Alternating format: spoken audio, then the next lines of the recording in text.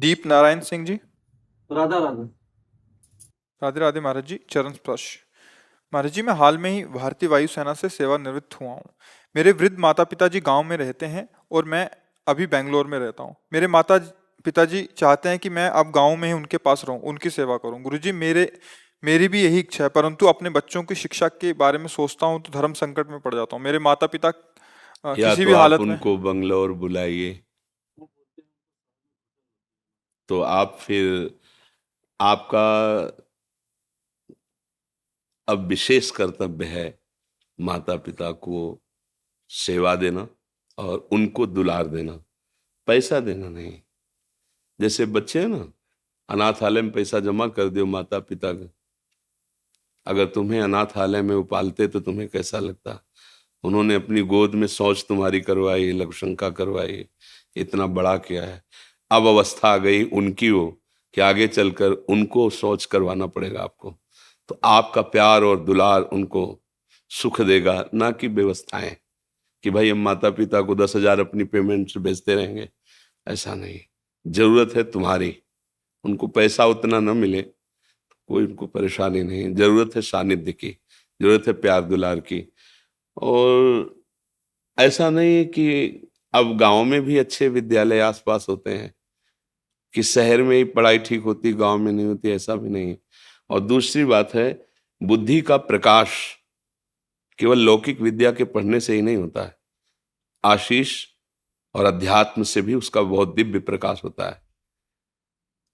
हम लोग कक्षा 9 पढ़े हैं गांव के स्कूल से, 9, जिसमें 5 तक तो केवल ककारा मात्राएं ही याद कराई जाती थी।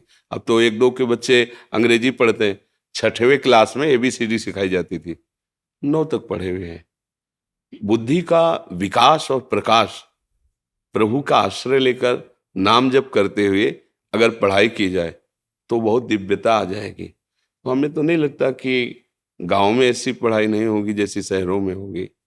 हाँ, ये है कि परिवार न राजी हो, बात तुम्हारा अलग है। लेकिन अब इस समय राजी नाराजगी की बात नहीं, इस समय उनको तुम्हारी सानिध्य की जरूरत है, माता पिता के सानिध्य की जरूरत है। और उनका आशीष भगवद आशीष है।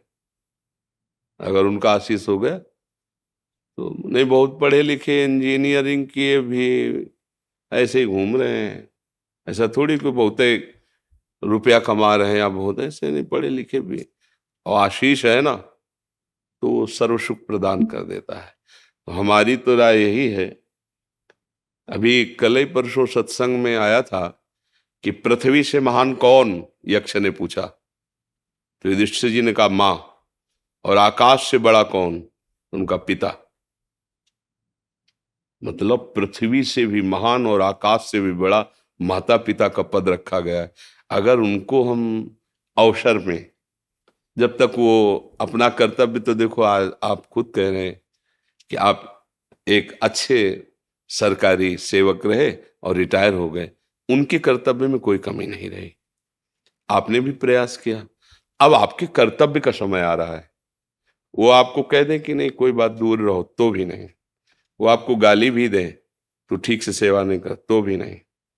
हमको उनमें आसक्त होकर, जैसे यज्ञ करने वाला उपासक यज्ञ के विघ्नों की परवाह न करके अपने इष्ट की पूर्ति के लिए यज्ञ करता ही है।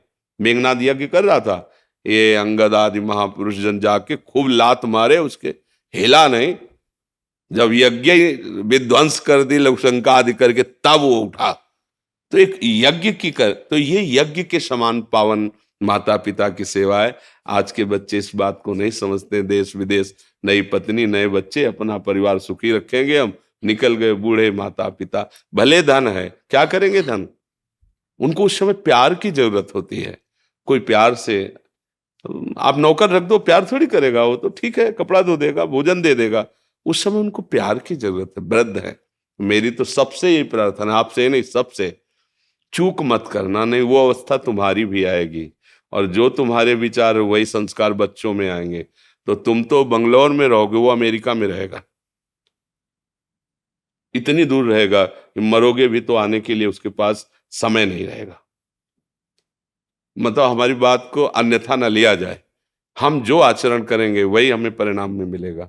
मुझे लगता है एक बार पहली प्राथमिकता माता पिता के सेवा की रखनी चाहिए। अगर ऐसा लगता है आपको तो आप पत्नी और बच्चों को शहर में रखिए, आते कभी इधर आए कभी इधर आए, और व्यवस्था रखिए, दोनों को राजी कर लीजिए। बुद्धिमानी तो इसी में है ना, कि व्यवस्था कीजिए उस तरह से कि भाई सेवा में माता पिता की भी एक आदमी रख दिया, इधर बच्चों की पढ़ाई लिखाई पत्नी की व्यवस्था, और ऐसी व्यवस्था रख ली, 2 दिन आकर इधर जांच कर लिया, 2-4 दिन इधर कर लिए। नहीं तो मुझे लगता है कि भगवद आश्रित होकर अब तो हर जगह विद्या अध्ययन बहुत उच्च कोटि का। ऐसा तो मुझे नहीं लगता कि गांव की विद्या बहुत अब पहले थी, पहले बात थी, अब नहीं है। अब तो छोटे छोटे बच्चे, उनसे कहो 39, तो बोले आप इसको अंग्रेजी में बोलिए। छोटे बच्चे बोलते 39, उनको हिंदी से बोलना नहीं आता, गांव के बच्चे हैं। हाँ, उनको बोलना पड़ेगा 39, बोले आप समझ गए। ऐसा तो मतलब पढ़ाई हो रही है, तो उत्तम बातें हैं हमारी तरफ से, क्योंकि हम जहाँ हैं ये अध्यात्म मार्ग है। माता पिता के आशीर्वाद से सब कुछ हो सकता है। अगर उनका भाव बिगड़ गया तो अब फिर दोबारा मां नहीं मिलती। आज वो वृद्ध हो गए, अब उनकी सेवा के लिए कोई है नहीं, और हम अपनी और अपने संतान की उन्नति का सोचे तो उनका क्या होगा। कई ऐसे माता पिता दुख भरे मिले हुए हैं, माना है कि उनके बच्चों ने लाख रुपए जमा कर दिए वृद्धाश्रम में, अनाथालय में। नहीं नहीं भाई, अनाथालय की जरूरत नहीं, तुम उनके पुत्र हो, अनाथ कैसे।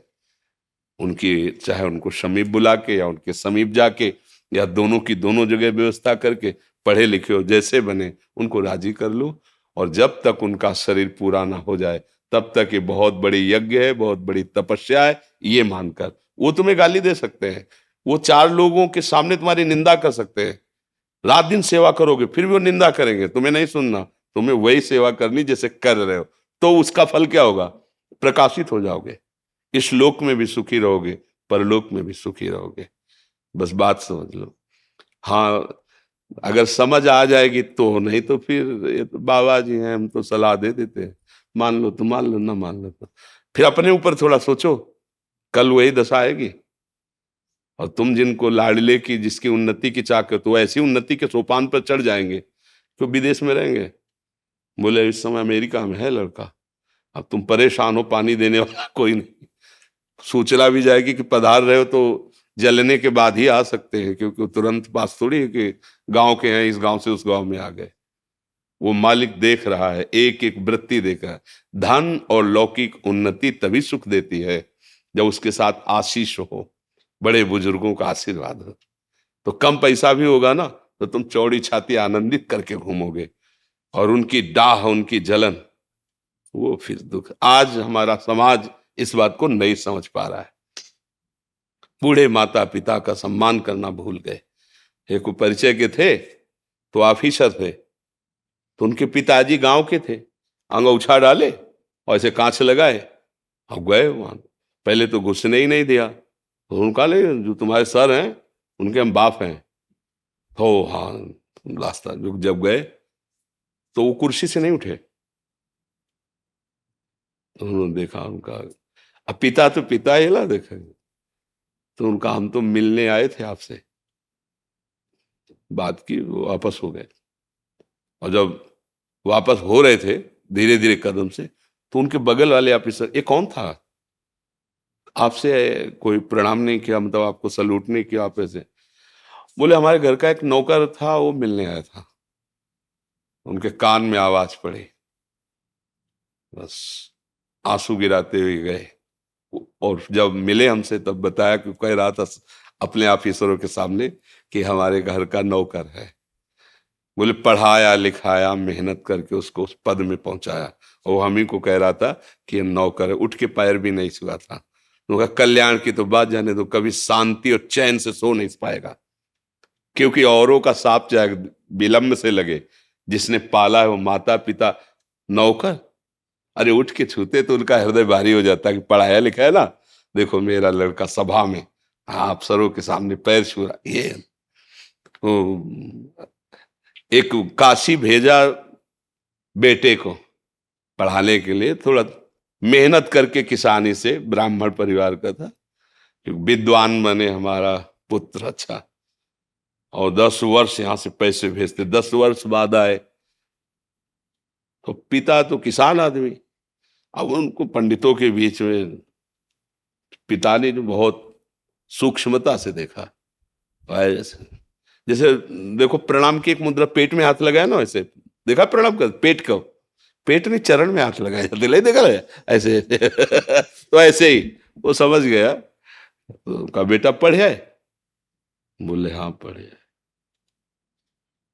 बोले लेकिन पढ़ाई का जो फल है वो तो दिखाई दे रहा मुझे, विद्या विनयम ददाति, विद्वान पुरुष विनम्र होता है, विद्या नम्रता प्रदान करती है। तुम्हारे अंदर अभी वो विद्या नहीं है जिसको पढ़ाने के लिए भेजा था, वो विद्या तुम्हारे अंदर नहीं, तो उनका आप जांच लीजिए, आप हमसे जो प्रश्न चाहे वो प्रश्न कर सकते हैं, जैसा चाहे आप हम, बोले अपने गुरुजी से पूछना जाकर के, एक बार काशी जाओ, पैसा हम फिर देते हैं, कि पिताजी ने कहा है कि तुम्हें वो विद्या प्राप्त नहीं जिस विद्या के लिए हमने काशी भेजा था। आज हम लोग बहुत पढ़े लिखे ग्रेजुएट हो रहे हैं, लेकिन वो विद्या धूर्तता ला रही है, नहीं देख, कठोर शब्दों से माता पिता को उत्तर दे देना, तुम क्या जानो पुराने जमाने के, हमारी आधुनिकता की नई समाज ऐसा, जो प्रातः काल उठ के रघुनाथा, मात पिता गुरु नावई माता, जो स्वयं भगवान है, वो अपने माता, और आज हम ग्रेजुएट हो रहे हैं, उनके चरण छूने में सब चाहते हैं, अगर वो बीमार हो जाएंगे तो उनकी सोच फेंकने में सब चाहेंगे, और उन्होंने वर्षों हमें गोद में लगाया है लघु शंका की। मुझे लगता है ये पढ़ाई लिखाई संपत्ति ये चैन नहीं दे पाएगी अगर बुजुर्गों की छाती जली और उनको लगा कि, तो मेरी प्रार्थना सबसे, आपको ही निमित्त बनाकर उपदेश दे रहे हैं सबको, कि भाई मेरी बात मान लेना, जीवन भर पछतावे से मुक्त नहीं हो पाओगे अगर अपने माता पिता को इस स्थिति में छोड़ दिया। तो इसका तुम कुछ भी बन जाओ, जलोगे, रात दिन जलोगे, देख लेना, हमारे वचन याद कर लेना, और अगर वो ऐसे करके ऐसे कर देला तो नमक रोटी भी खाओगे, मस्त घूमोगे, कोई बाल बांका नहीं। माता पिता भगवान का स्वरूप होते, वो दुलार कर दे, आशीर्वाद दे देना कि हमारा बच्चा बहुत हमारी सेवा हो गया, वो भगवान बैठा अंदर देख रहा है, भगवान की प्राप्ति भी इसी से हो जाएगी, भगवान की भी प्राप्ति हो जाएगी। विठ्ठल भगवान इस बात का प्रमाण है। मुंडरीक जी अपने माता पिता की सेवा करते थे, भगवान का स्वयं आकर भगवान कहा कि हमारा साक्षात्कार कर लो, मैं भगवान हूं।